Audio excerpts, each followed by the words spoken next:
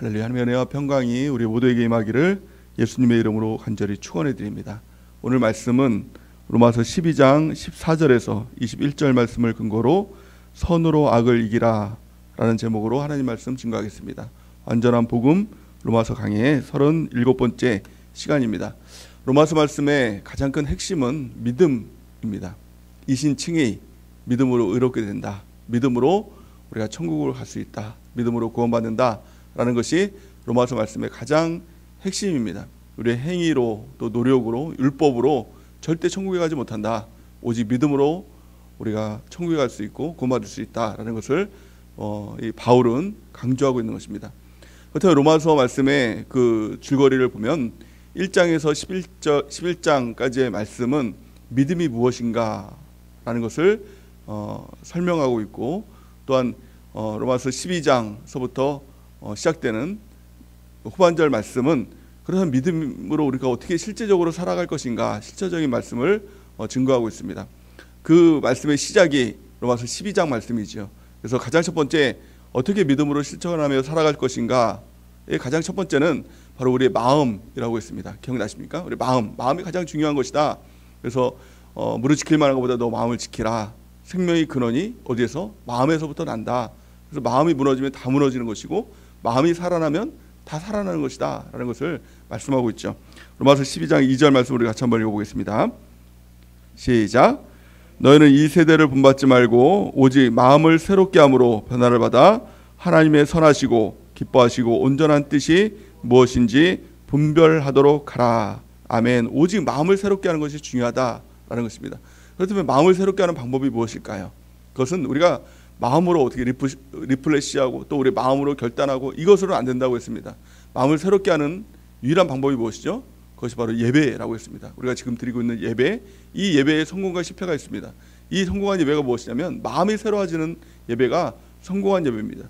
또 실패한 예배가 무엇입니까? 마음이 그대로인 예배, 그것이 실패한 예배입니다. 오히려 말씀을 들으면서 마음이 막 하나님의 뜻과 상관이 없이 흘러가는 것이 실패한 예배인 것입니다. 우리가 이 예배를 통해서 우리 마음이 새롭게 되는 은혜가 있기 바랍니다. 마음이 새롭게 될 때 어떻게 됩니까? 하나님의 선하시고 기뻐하시고 온전한 뜻, 하나님의 뜻이 무엇인지 분별이 되기 시작합니다. 그래서 내 뜻이 아니라 하나님의 뜻대로 살아가는 귀한 삶을 살아갈 수 있는 것, 이것이 바로 예배의 핵심인 것입니다. 예배의 핵심은 내가 죽어요. 내가 죽는 것입니다.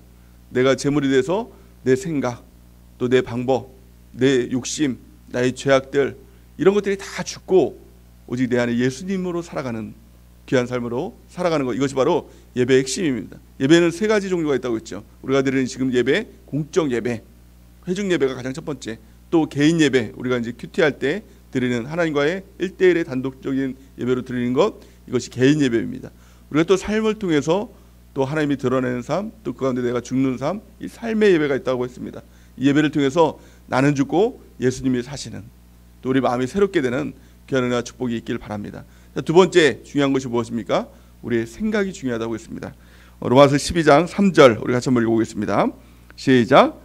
내게 주시는 은혜로 말미암아 너희 각 사람에게 말하노니 마땅히 생각할 그 이상의 생각을 품지 말고 오직 하나님께서 각 사람에게 나누어 주신 믿음의 분량대로 지혜롭게 생각하라. 아멘. 믿음의 분량대로 지혜롭게 생각하라. 그 전에 우리가 버려야 될 생각이 무엇입니까?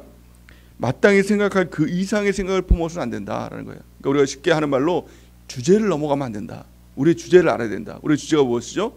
우리는 하나님의 종이다. 하나님의 피조물이다. 우리를 창조하신 창조주가 계시고 우리의 주인이 있다. 이것이 주제를 넘어가지 않는 것입니다. 근데 사람들 다 주제를 넘어갔죠.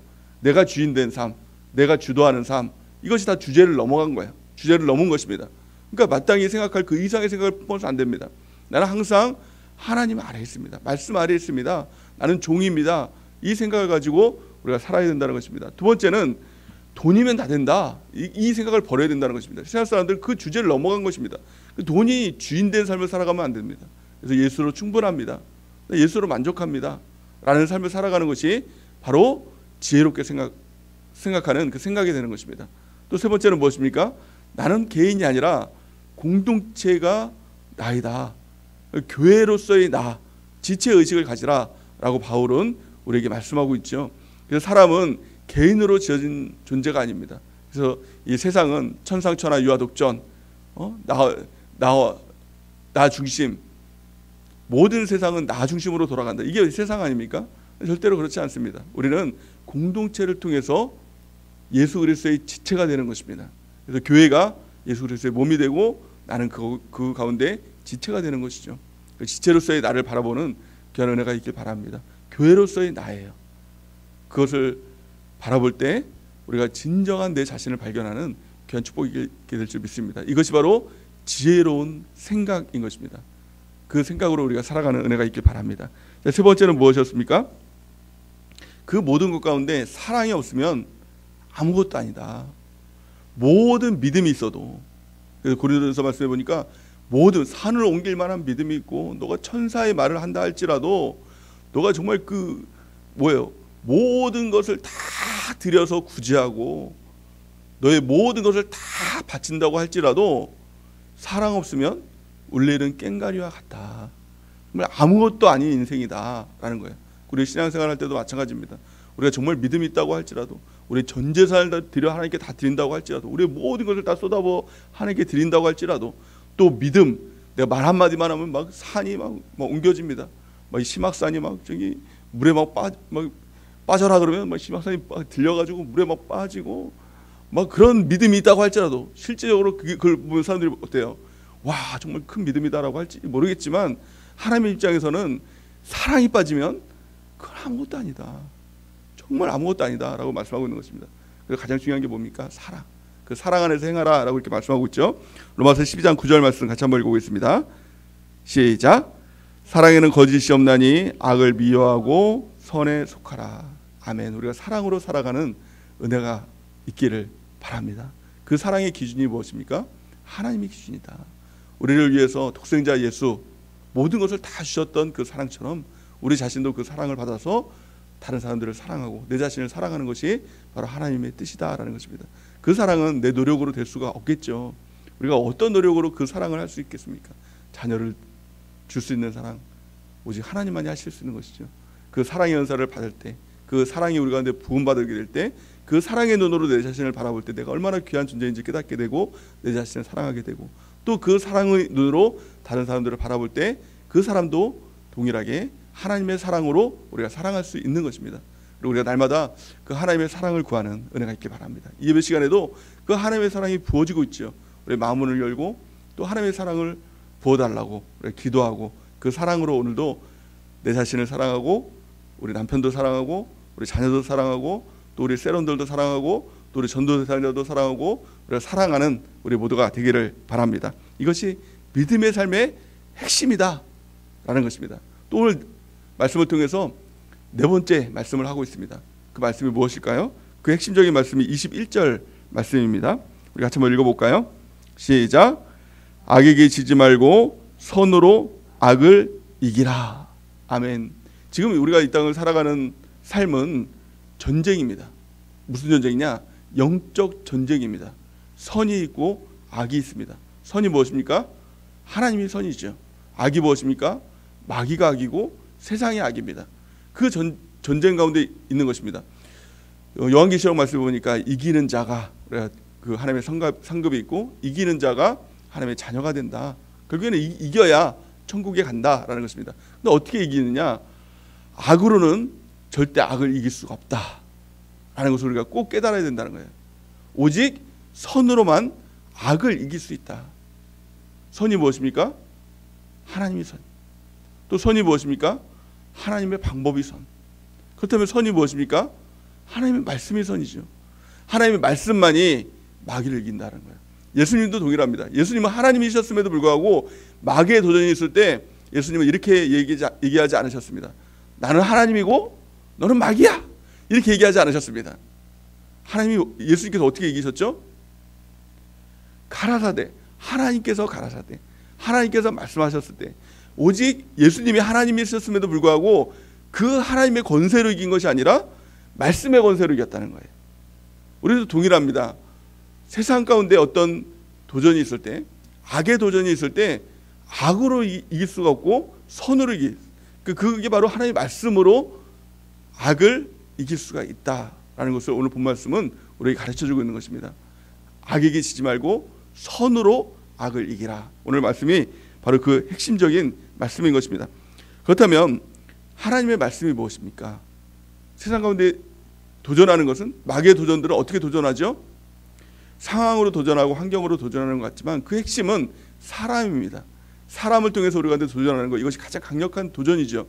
여러 가지 사람들의 도전들이 있을 때 그 사람들을 어떻게 우리가 대하는가, 이것이 말씀으로 그 악을 이기는 핵심이 되는 것입니다. 가장 첫 번째는 박해하는 자들이 있다라는 것을 성경은 말씀하고 있죠. 예수님을 믿으면 반드시 박해가 있습니다. 특별히 예수님을 잘 믿으려고 하면 반드시 우리 가운데 박해가 있다라는 것입니다. 디모데후서 3장 12절 말씀을 우리 같이 한번 읽어볼까요? 시작. 무릇 그리스도 예수 안에서 경건하게 살고자 하는 자는 박해를 받으리라. 아멘. 우리가 예수님을 믿으면서도 아무 박해가 없다, 누구도 나에게 예수 믿는 것에 대해서 간섭하지 않는다, 이것은 한번 점검해 봐야 됩니다. 내가 예수님을 잘 믿고 있는가, 제대로 믿고 있는가. 정말 예수님을 제대로 믿으려고 하면 박해가 있습니다. 근데 지금 이 시대면 더 그 박해가 있죠. 마지막 때가 될 때 예수님께서 뭐라고 말씀하고 있냐면 모든 사람이 너희를 미워하게 될 것이다. 근데 예전에는 이 말씀이 잘 이해가 안 됐어요. 아니, 좋아하는 사람도 있고 싫어하는 사람도 있겠지, 왜 모든 사람들이 다 우리를 미워할까? 이런 생각을 가졌던 적이 있습니까, 여러분도? 저도 그런 생각이 있었어요. 근데 요즘에는 막 그게 실감이 돼요. 아, 코로나 사태가 있으니까 모든 사람이 다 예수 믿는 사람들을 막 싫어하는 것 같아요. 언론에서도 예수 믿는 사람들 싫어하고, 교회만 가도 막 옥측을 막 하지 않습니까? 막 저희 교회가 코로나의 원상이라고 뭐 전혀 근거 없는 말을 막 하면서 예수 믿는 것 자체로 막 그 사람들을 싫어합니다. 제가 월요일마다, 오늘 은행 가는 날인데 은행 가면은 막 은행 가는 사람들이 막 이렇게 굉장히 인상이 안 좋습니다. 왜냐하면 교회 다닌다는 그 이유로 막 이렇게 헌금도, 예전에 막 헌금 막 이렇게 입금하면은 되게 막 좋아했는데 지금 좋아하는 것 같지도 않아요. 막 셀 때도 막 이렇게 조심조심 막 이렇게 돈 세고 막 그거 하는 거 보면 굉장히 막 싫어합니다. 더 아마 그것이 심해질 것입니다. 박해가 더 심해질 것입니다. 그러면 우리가 그 박해에 대해서 어떻게 할까요? 정부의 박해도 있죠. 예전에는 막 상상도 못했던 그 시청에서 와서 막 예배 드리고 드리는지 안 드리는지 막 그것도 감시하고 또 드리지 못하게 만들고 막 그런 박해도 있죠. 그러면 그 정부를 향해서 또 다른 사람들을 향해서 우리가 어떻게 해야 될까? 근데 많은 사람들이 이렇게 해요. 정부에 대해서 대항하고 항의하고 또 막 미워하는 사람들에 대해서 또 그걸 대갚아주고, 또 전도하면 또 막 그 전도지 막 찢어버리는 사람도 있고, 막 전도하는 사람들 향해서 막 핍박하고 막 악의적인 말을 하는 사람도 있지 않습니까? 그러면 막 전도하다가도 막 화가 나니까 막 그 사람들 보고 다시 지옥에 갈 거라고 막 그러면서 내가 천국에서 지옥에서 불타는 모습을 내가 똑똑히 볼 거라고 막 그렇게 얘기하는 사람도 있죠. 근데 성경에서는 그렇게 얘기하면 안 된다는 거예요. 뭐라고 말씀하고 있습니까? 자, 14절 말씀 같이 한번 읽어볼까요? 로마서 12장 14절 시작. 너희를 박해하는 자를 축복하라. 축복하고 저주하지 말라. 아멘. 박해하는 자들을 어떻게 하라고요? 그냥 무시하는 것이 아니라, 모르는 체 하는 것이 아니라 오히려 축복하고, 그리고 절대로 저주하지 말라라는 것입니다. 남편이 우리를 박해하면 어떻게 돼요? 너 지옥에 가버려, 이렇게 하면 안 되고 축복하라는 거예요. 하나님이 당신을 사랑하셔요. 끝까지 포기하지 않을 거예요. 예수님 믿으셔야 됩니다. 이렇게 하라는 거예요. 자녀가 나를 핍박하더라도 너희들 다 지옥으로 보내버릴 거야, 이렇게 하지 말고 축복하라는 겁니다. 정부에서 우리를 박해해도 대항하지 말고 축복하라는 거, 이게 바로 하나님의 말씀이에요. 왜 축복해야 되죠? 이게 선이니까, 이게 하나님의 말씀이니까. 이게 가장 첫 번째 이유일 것입니다. 또 두 번째는 왜 우리가 축복을 해야 될까? 왜 축복을 해야 될까요? 하나님이 계시기 때문에, 하나님이 보상해 주시기 때문에. 하나님이 없으면 축복하는 게 억울할 수 있죠.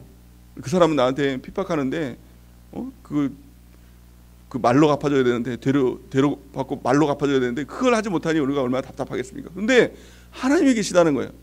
하나님께서 우리 가운데 보상해 주신다는 거예요. 박해에는 보상이 있습니다. 그 보상이 무엇입니까? 천국에 대한 확실한 보상이에요. 박해받는 자들에게 하나님은 천국을 약속하시고 천국에서의 상급을 약속하고 있습니다. 그러니 박해가 저주입니까? 축복입니까? 축복이죠. 박해해 주는 게 땡큐죠. 왜냐면 박해 안 하면 우리가 천국에 갈지 안 갈지 잘 모르는 거예요. 또 천국에서 상급을 받을지 안 받을지도 잘 모르는 거예요. 박해를 해주니 천국이 있고, 박해를 해주니 하나님의 상급이 있으니 너무너무 감사한 거 아닙니까? 축복해 줘야죠. 너무 감사합니다 이렇게 해줘야 되죠. 하나님이 계시기에 박해는 축복이 되는 거죠. 천국이 있기에 박해는 상급이 되는 것이다. 우리 영적인 시각으로 이것을 바라보는 은혜가 있길 바랍니다. 무엇보다도 중요한 건 선으로 악을 이길 수 있는 방법, 이것이 박해에 대해서 축복하고 저주하지 않는 것. 우리가 말씀으로 세상을 이기는, 말씀으로 악을 이기고 마귀를 이기는 우리 하나님 나라 백성이 되는 은혜가 넘치기를 바랍니다. 자, 두 번째는 우리 주변에 많은 사람들이 즐거워하는 사람들도 있고, 또 무엇입니까? 슬퍼하는 사람들도 있죠. 우리 주변에 보면, 우리 교회에도 보면, 또 우리 주변에 보면 즐거워하는 사람들 있고 슬퍼하는 사람들이 있습니다.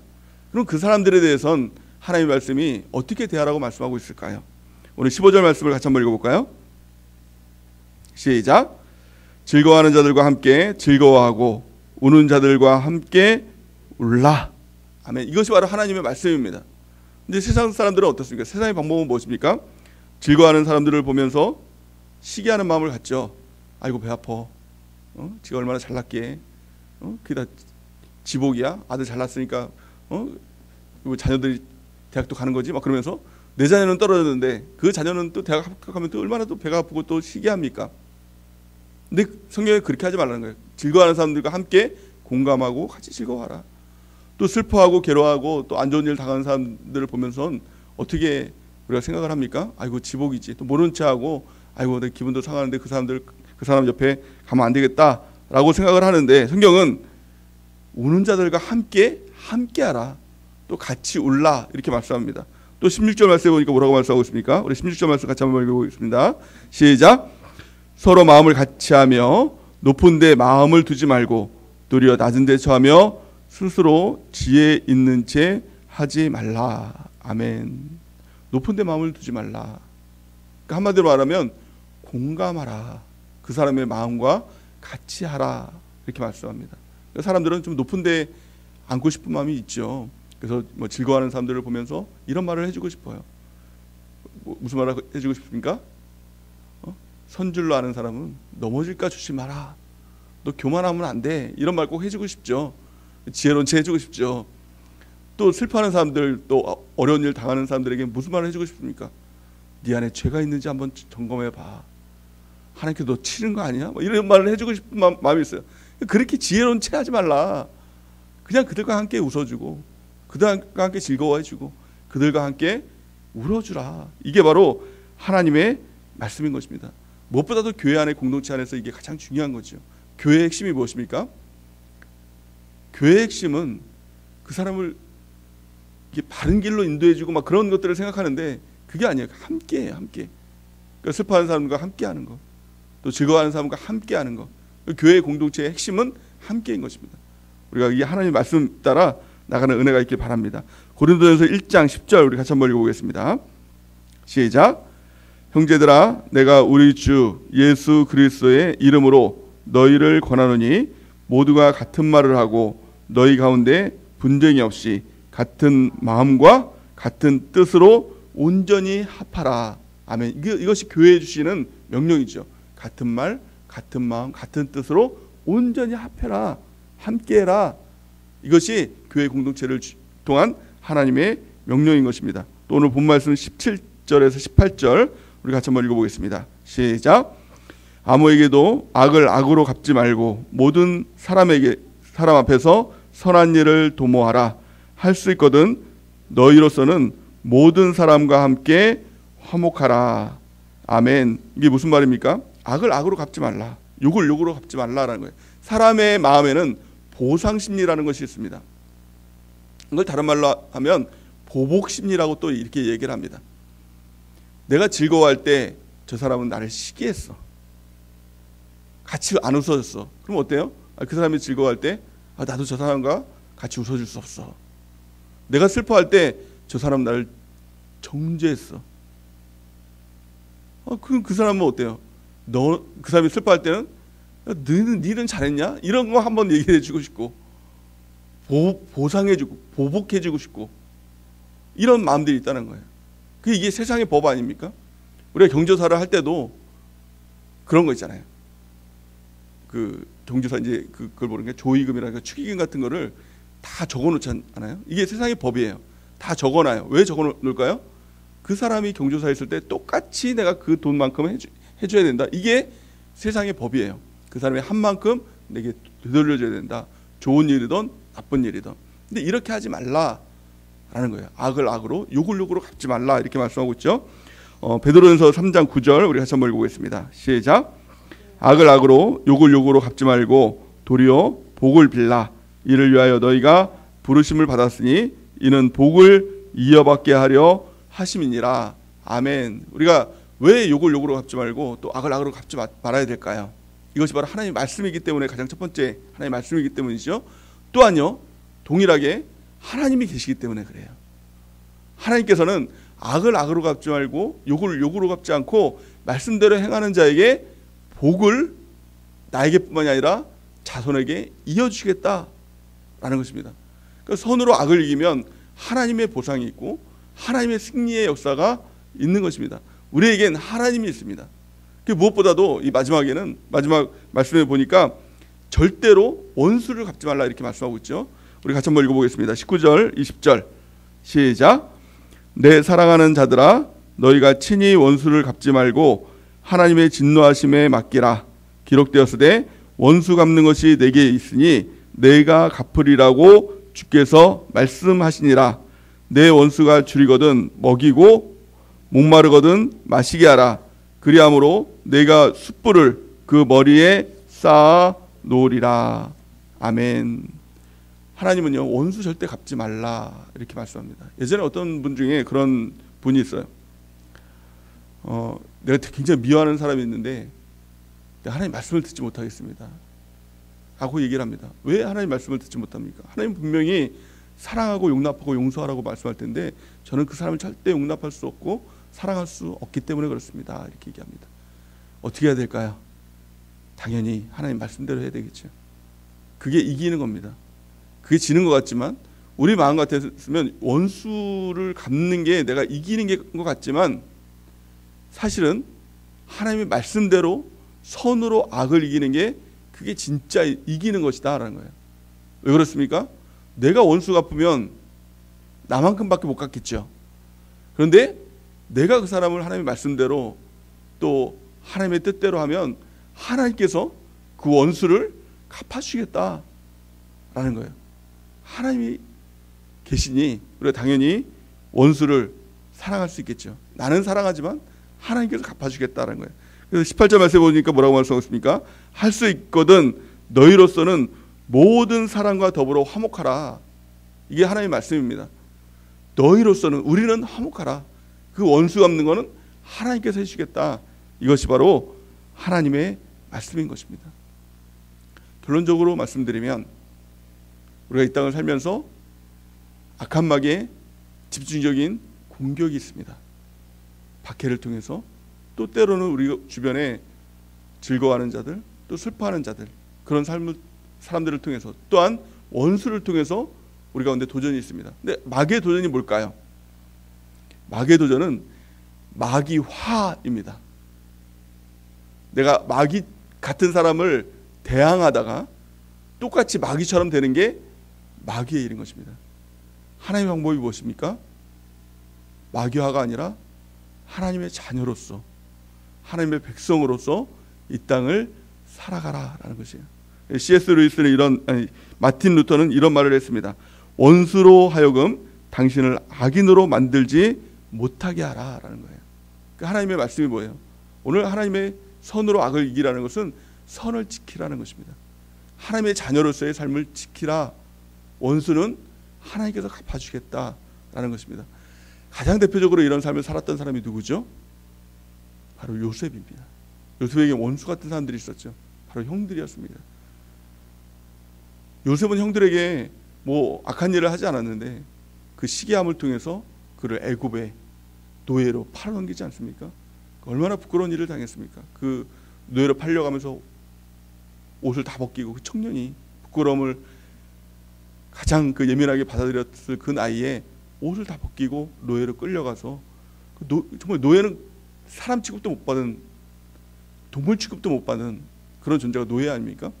그런 취급을 받았습니다. 형들 때문에, 다 형들 때문이죠. 얼마나 미워하는 마음이 있었을까요? 그런데 성경은 그 미워하는 마음이 없었다라는 거예요. 그 이유를 이렇게 얘기합니다. 창세기 45장 7절에서 8절 우리 같이 한번 읽어볼까요? 시작. 하나님이 큰 구원으로 당신들의 생명을 보존하고 당신들의 후손을 세상에 두시려고 나를 당신들보다 먼저 보내셨나니 그런즉 나를 이리로 보낸 이는 당신들이 아니요 하나님이시라. 하나님이 나를 바로에게 아버지로 삼으시고 그 온 집에 주로 삼으시며 애굽 온 땅의 통치자로 삼으셨나이다. 아멘. 하나님께서 하셨습니다. 하나님의 계획 가운데, 하나님의 섭리 가운데 있었습니다. 하나님을 의식하고 하나님을 바라봤더니 그 사람들에 대해서 미워하는 마음이 전혀 없었다라는 것입니다. 우리가 상대될 사람은, 우리가 상대될 존재는 사람들이 아닙니다. 주변 환경, 이 상황이 아닙니다. 정부가 아닙니다. 남편이 아닙니다. 자녀가 아닙니다.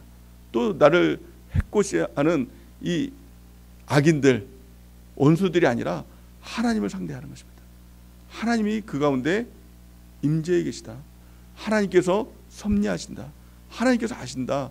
하나님을 상대할 때 감사할 수 있는 것이죠. 그 모든 것 가운데 하나님께서 보상해 주신다. 아니, 핍박당하고 천국 간다면 이게 얼마나 감사한 일이에요. 미움받고 내가 상급받는다면 이게 얼마나 감사한 일이에요. 하나님께서 보상해 주신다는데 그 얼마나 큰 축복이에요. 하나님께서 원수도 갚아주신다는데 이게 얼마나 큰 은혜고 축복이에요. 그래서 그리스도인들은 항상 감사할 일밖에 없는 것입니다. 우리가 반드시 악을 만납니다. 반드시 박해를 받고요, 반드시 미움을 받고요, 또 반드시 원수도 있습니다. 근데 그 가운데 악에게 지지 말고 또 악을 악으로 갚고 욕을 욕으로 갚는 것이 아니라 우리가 축복하고 복을 빌고 선으로 악을 이기는, 말씀대로 하나님의 식대로 살아감을 통해서 내가 일하는 것이 아니라 하나님이 일하시는, 하나님께서 보상하시고 하나님께서 원수도 갚아주시는 하나님의 사람으로, 하나님의 능력으로, 하나님의 활동하심의 그 능력으로 우리가 살아가는 우리 모두가 되는 은혜가 넘치기를 예수님의 이름으로 간절히 축원해 드립니다. 이제 우리 하나님 앞에 기도하며 나가는 시간 갖기 원합니다.